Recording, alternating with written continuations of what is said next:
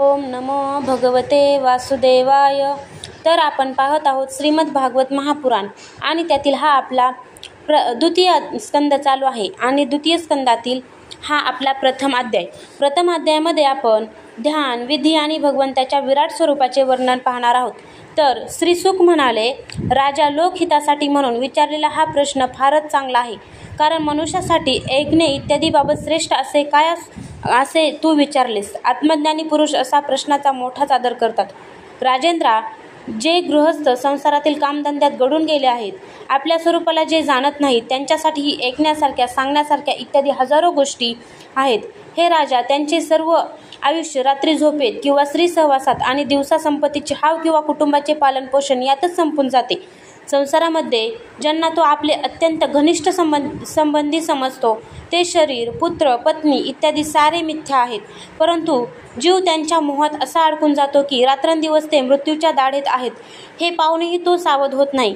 म्हणून परीक्षिता, जो अभयपद प्राप्त करून घेऊ इच्छितो त्याने सर्वांचा आत्मा असणाऱ्या सर्व शक्तिमान भगवान श्रीकृष्णांच्या लीलांचे श्रवण, कीर्तन आणि स्मरण केले पाहिजे.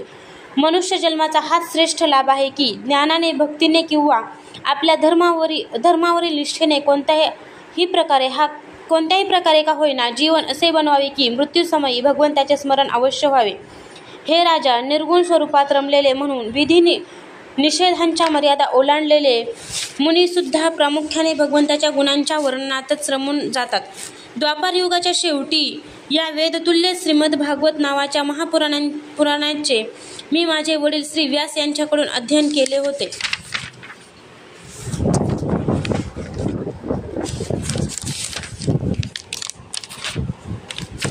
हे राजर्षे, निर्गुण परमात्म्यामध्ये पूर्ण निष्ठा असूनही भगवान श्रीकृष्णांच्या लीलांनी माझे हृदय आकृष्ट केल्यामुळे मी या पुराणांचा अभ्यास केला. तू भगवंताचा परमभक्त आहेस, म्हणून मी तुला हे सांगतो. जो याच्यावर श्रद्धा ठेवतो त्याची शुद्ध चित्तवृत्ती ताबडतोब श्रीकृष्णांच्या चरणी स्थिर होते. जे लोक लौकिक अगर पारलौकिक कोणत्याही वस्तूंची इच्छा करतात किंवा याउलट संसारातील दुःखाचा अनुभव घेऊन त्यापासून विरक्त झाले आहेत आणि निर्भय अशा मोक्षाची इच्छा करतात, अशा साधकांसाठी आणि ज्ञानी पुरुषांसाठी सुद्धा भगवंताच्या नामांचे संकीर्तन करणे हाच मार्ग सर्व शास्त्रांनी निश्चयपूर्वक सांगितला आहे. आपल्या कल्याण साधण्यात तत्पर नसणाऱ्यांच्या व्यर्थ जाणाऱ्या दीर्घ आयुष्याचा काय फायदा. सावध राहून ज्ञानासाठी उपयोगात आणलेल्या 1-2 घटिकाही श्रेष्ठ आहेत, कारण त्या आपल्या कल्याणाकरता उपयोगात आणल्या जातात. राजर्षी वाङ्मयाने आपले आयुष्य संपत आले आहे असे जाणून 2 घटकामध्ये सर्वस्वाचा त्याग करून भगवंताचे अभयपद प्राप्त करून घेतले. परीक्षिता, तुझ्या जीविताचे अजून 7 दिवस शिल्लक आहेत.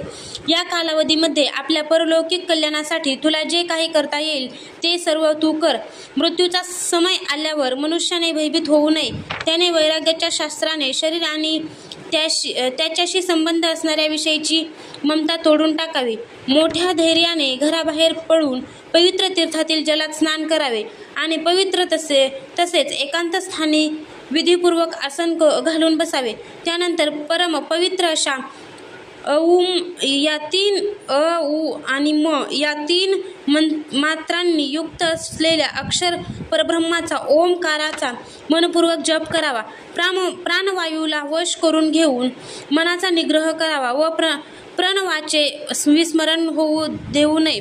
बुद्धीच्या साहाय्याने मनाच्या द्वारा इंद्रियांना त्यांच्या विषयापासून परावृत्त करावे आणि कर्म वासनांनी चंचल झालेल्या मनाला विचारांनी काबूत ठेवून ते भगवंतांच्या मंगलमय रूपाकडे लावावे. स्थिर चित्ताने भगवंताच्या मूर्तीमधील कोणत्याही एका अवयवांचे ध्यान करावे. अशा प्रकारे एकेका अंगाचे ध्यान करता करता विषय वासनारहित झालेल्या मनाला पूर्ण रूपाने भगवंतामध्ये असे तल्लीन करावे की ते पुन्हा दुसऱ्या कोणत्याही विषयांचे चिंतन करणार नाही. जे प्राप्त झाल्यानंतर मन भगवत प्रेमाच्या आनंदाने भरून जाते तेच भगवान विष्णूंचे परमपद आहे. मन रजोगुणामुळे चंचल किंवा तमोगुणामुळे मूढ झाले तरी धैर्याने योग धारणेच्या द्वारा त्याला वश करून घ्यावे, कारण अशी धारणाच वरील 2 गुणांचे दोष नाहीसे करते. धारणा स्थिर झाल्यावर ध्यानामध्ये जेव्हा योगी आपला परम मंगलमय आश्रय जो भगवान त्यांना पाहतो तेव्हा त्याला लगेच भक्तियोगाची प्राप्ती होते. परीक्षिताने विचारले, ब्राह्मण, जी धारणा मनुष्याच्या मनातील मल तत्काळ काढून टाकते ती धारणा कोणत्या वस्तूमध्ये कोणत्या प्रकारे केली जाते आणि तिचे स्वरूप काय? श्री शुक म्हणाले, परीक्षिता, आसन, श्वास, आसक्ती आणि इंद्रियावर विजय मिळवून नंतर बुद्धीने मनाला भगवंताच्या स्थूल रूपामध्ये स्थिर करावे. हे कार्यरूप संपूर्ण विश्व जे काही कधी होते आहे अगर असेल असे संपूर्ण विश्व ज्यामध्ये दिसते तेच भगवंताचे स्थूलाती स्थूल आणि विराट शरीर आहे. जल, अग्नी, वायू, आकाश, अहंकार, महत्व आणि प्रकृती या 7 अवतारांनी वेढलेल्या या ब्रह्मांडरूपी शरीरात जो विराट पुरुष आहे तोच धारणेचे आश्रय भगवान आहेत. तत्वज्ञ पुरुष त्या विराट पुरुषांचे वर्णन असे करतात. विराट पुरुषांचे तळवे हे पाताळ, टाचा आणि पंजे हे रसातळ, घोटे हे महातळ आणि पोटऱ्या या तलातल आहेत. विश्वमूर्ती भगवंताचे 2 गुडघे हे सुतळ, दोन्ही मांड्या हे वितळ आणि अतळ आणि कंबर भूतळ आहे. हे परीक्षिता, त्यांच्या नाभिरूप सरोवरालाच आकाश म्हणतात. आदिपुरुष परमात्म्याच्या छातीला स्वर्गलोक, गळ्याला महर्षलोक, वदनाला जनोलोक आणि कपाळाला तपोलोक म्हणतात. त्यात सहस्र शीर्ष असलेल्या भगवंताचा मस्तक समूह म्हणजेच सत्य इंद्रादी देवता त्यांचे हात आहेत. दिशा, कान आणि शब्द श्रवण इंद्रिय आहेत. दोन्ही अश्विनी कुमार त्यांच्या नाकांची छिद्रे आहेत. गंध हे घ्राणेंद्रिय आणि धगधगणारी आग त्यांचे मुख आहे. भगवान विष्णूंचे नेत्र अंतरिक्ष आहेत. त्यांची पाहण्याची शक्ती सूर्य आहे. दोन्ही पापण्या रात्र आणि दिवस आहेत. त्यांचा भ्रूविलास ब्रह्मलोक आहे. टाळू पाणी आहे आणि जीभ रस आहे. वेदांना भगवंतांचे ब्रह्मरंध्र म्हणतात आणि यमाला दाढा. सर्व प्रकारचे प्रेम दात आहेत आणि जगाला मोहून टाकणारी त्यांची माया हेच त्यांचे हास्य म्हटले जाते. ही अनंत सृष्टी हा त्यांच्या मायेचा कटाक्ष विक्षेप आहे. वरचा ओठ लज्जा तर खालचा ओठ लोभ आहे. धर्म स्तन तर अधर्म पाठ आहे.